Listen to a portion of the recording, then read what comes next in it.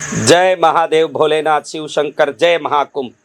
वैसे तो भारत के 4 स्थानों के चारों नदी तटों पर होने वाले कुंभ अत्यंत विशेष है, लेकिन गंगा, यमुना और सरस्वती का संगम स्थल प्रयागराज का ये कुंभ अत्यंत महत्वपूर्ण क्यों है, इस बात को अगर हम समझेंगे तो और भी कुंभ की श्रद्धा और आनंद बढ़ेगा। अब सनातन परंपरा के त्रिदेवों की साधना पूजा को पंचायतन पूजा के रूप में समझिए या शंकराचार्य द्वारा प्ररूपित षण्मत पूजा के रूप में समझिए, ये सभी पूजा के मूलभूत तत्व हैं शिव, विष्णु और ब्रह्मा। सृष्टिकर्ता ब्रह्मा, पालनकर्ता विष्णु और संहारकर्ता शिव रुद्र। ये सभी देव शक्ति से संचालित होते हैं।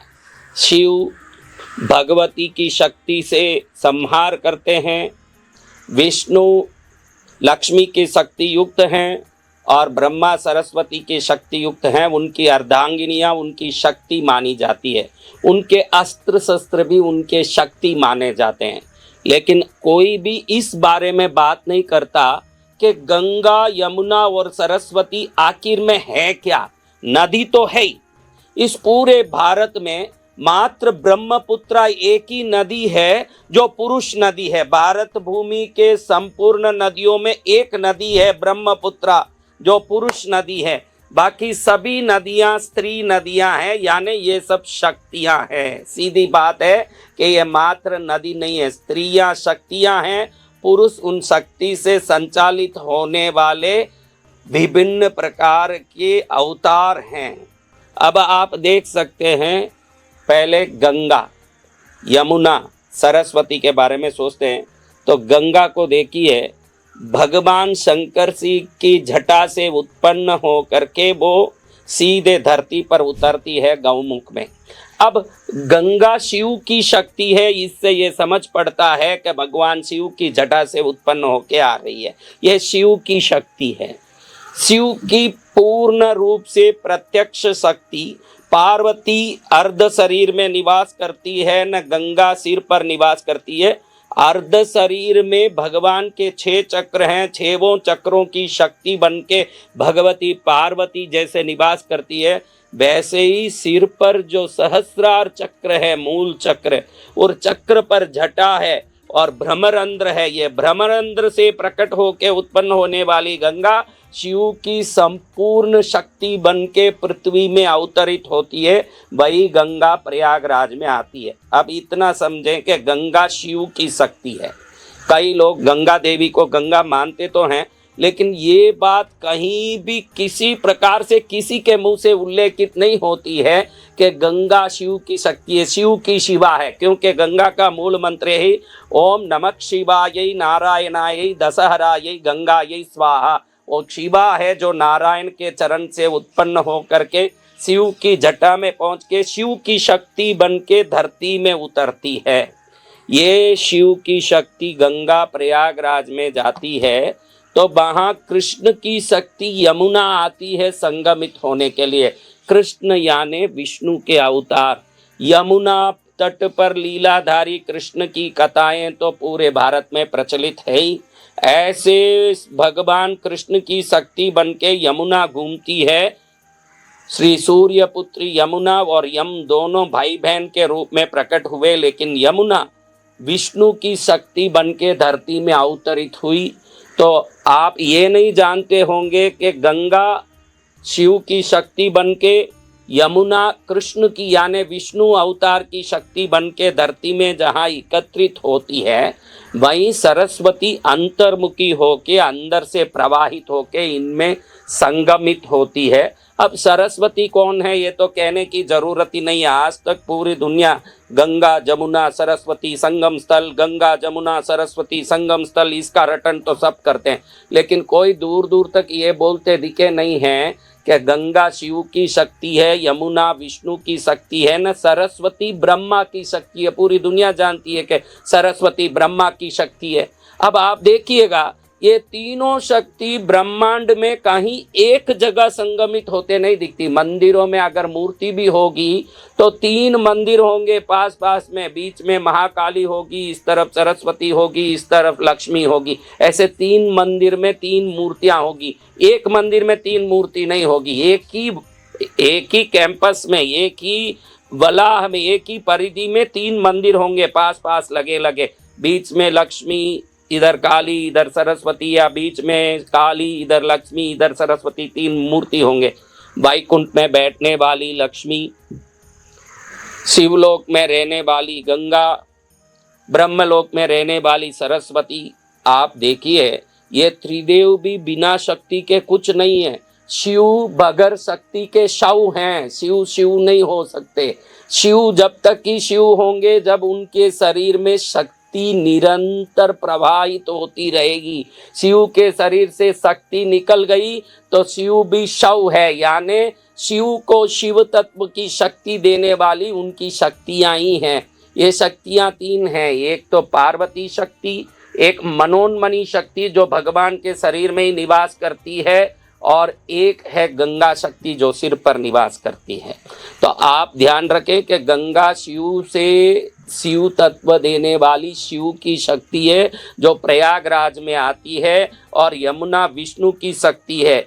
शिव और विष्णु की शक्ति एक जगह जहाँ एकत्रित होती है। कई लोग मुझे पूछते हैं कि क्या महाराज आप लोग भारत में बातें करते हो कि ऐसे डुबकी लगाने से मोक्ष हो जाता है, नहीं ऐसे डुबकी लगाने से पाप निकल जाता ना। अरे भाई, आप उस परम तत्व के विज्ञान को समझोगे तब उस बात को समझोगे। जब तक नास्तिक रहोगे बिना काम के कोई ना कोई अटपटे सवाल तो करोगे। अब सरस्वती ब्रह्मा की शक्ति है। सरस्वती अंतर से क्यों आती है? क्योंकि ज्ञान कभी भी अंदर से ही आएगा। सरस्वती कभी अंदर से आती है। ज्ञान जो बाहर से आता है वो किताबी ज्ञान आदमी को पंडित जरूर बना सकता है, आदमी को आत्मज्ञानी कभी नहीं बना सकता है। आत्मज्ञानी बनना हो तो वो ज्ञान अंदर से आना। महावीर को लीजिए, बुद्ध को लीजिए, नानक को लीजिए, तुलसीदास को लीजिए। ये कौन से यूनिवर्सिटी में पढ़े हुए हैं भाई, कौन से कॉलेज में पढ़े हुए हैं? इन्होंने अपने तप जप साधना से अंदर से ही ज्ञान प्रकट किया प्रयागराज में। इसीलिए अंतर्वाहिनी होके सरस्वती प्रकट होती है। जो अंदर से प्रकट होके आएगी वो असली ज्ञान होगा। वो सरस्वती अंदर से प्रकट होके आती है। कहाँ से प्रकट होती है? खाली गंगा और यमुना का संगम दिखता है, सरस्वती का दिखता नहीं। लोग पूछते हैं सरस्वती नदी कहाँ है? सरस्वती अंतर्वाहिनी है, गुप्त रूपिणी है। ज्ञान सदा गुप्त होता है, सरस्वती अंदर से प्रकट होती है। तो ये ब्रह्मा की शक्ति है। ब्रह्मा की शक्ति सृष्टि करने वाली, विष्णु की शक्ति यमुना पालन करने वाली, शिव की शक्ति गंगा पूर्ण करने वाली।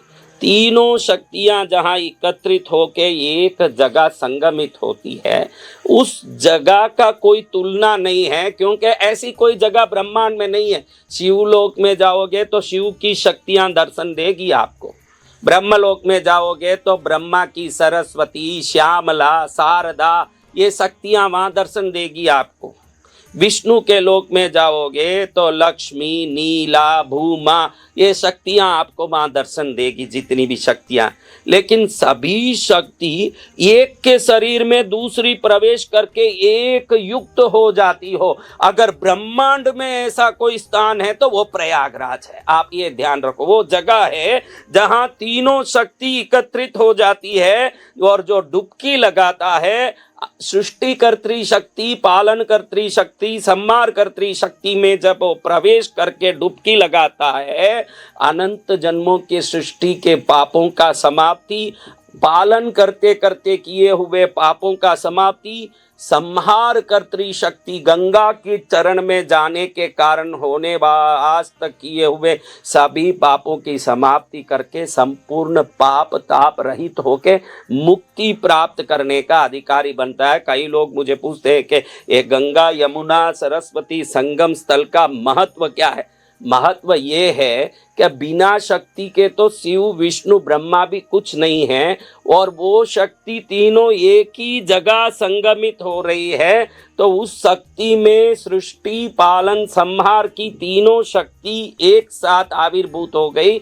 उधर जाके अपने शरीर को जो डालता है, पुनर्जननम पुनर्मरणम पुनर्जननम पुनर्मरणम, ये घड़ी घड़ी जन्म और मौत के चक्कर से मुक्त होता है, और भगवती गंगा की पवित्रीकरण के कारण वो स्वयं मुक्ति को प्राप्त करने वाला परम तत्व आत्मा बनता है। ऐसे कुंभ मेला का आनंद लेने करोड़ों लोग जा रहे हैं कुंभ में। कह रहे हैं कि मौनी अमावस्या आ रही है, 10 करोड़ से अधिक लोग कुंभ में स्नान करेंगे। मैंने भी बताया है कि मौनी अमावस्या के दिन आपको 5 दिशा में स्नान करना चाहिए। मैंने खुला वो बताया आपको, क्योंकि कई इसकी जिक्र नहीं करते हैं। एक एक दिशा में स्नान का महत्व है। पहले पूर्व दिशा में मुख करके गंगा, यमुना, सरस्वती और जल देवताओं को प्रणाम करके एक डुबकी लगाएं, नाक पकड़े, अंदर डुबकी लगाएं। उस समय ओम गंगाए नमः, यमुनाए नमः, सरस्वती नमः मन में ध्यान करते हुए डुबकी लगा लें। फिर उठ के वापस श्वास को अच्छे से भर के नाक पकड़ के अगली डुबकी जब लगाओगे, तब कुल देवता इष्ट देवताभ्यो नमः, कुल देवता इष्ट देवता की कृपा इस स्नान से प्राप्त हो। मौनी अमावस्या के दिन पूर्व दिशा में कुल देवता इष्ट देवता के लिए एक डुबकी, फिर उत्तर दिशा में शंकर पार्वती सप्त ऋषि गुरुओं महापुरुषों के लिए एक डुबकी, और फिर पश्चिम दिशा में किन्नर किमपुरुष गरुड़ महोरग अप्सरस गंधर्व विद्याधर आदि 33 कोटि वर्ग देवताओं की कृपा से घर में सदा सुख शांति बना रहे, आरोग्य आनंद बना रहे, इसके लिए एक डुबकी पश्चिम दिशा में। और मौनी अमावस्या विशेष पितृओं को तृप्त करने वाला एक पर्व माना जाता है। तो उस दिन दक्षिण दिशा में मुख करके मेरे पितामह से लेके पर पितामह, उनके मातामह मातामही से लेके जितने हमारे माता पिता की पीढ़ियां हुई है, जहां तक की पीढ़ियों की सद्गति की और कृपा की आवश्यकता है, उन सब की कृपा भी प्राप्त हो और सद्गति भी प्राप्त हो, ऐसे भाव करके एक डुबकी दक्षिण दिशा में लगा दे तो प्रयागराज का कुंभ का आशीर्वाद मिलेगा ही, लेकिन जल देवताओं का, कुल देवताओं का, इष्ट देवताओं का, शंकर पार्वती गुरु देवताओं का, 33 कोटि वर्ग देवताओं का और पितृ देवताओं का, सभी कृपा 5 ही डुबकी में। 5 डुबकी खाली 5 सेकंड लगाना है, लेकिन 5 करोड़ जन्मों के पापों से मुक्त होने की डुबकी लगा करके जीवन को सफल करना है।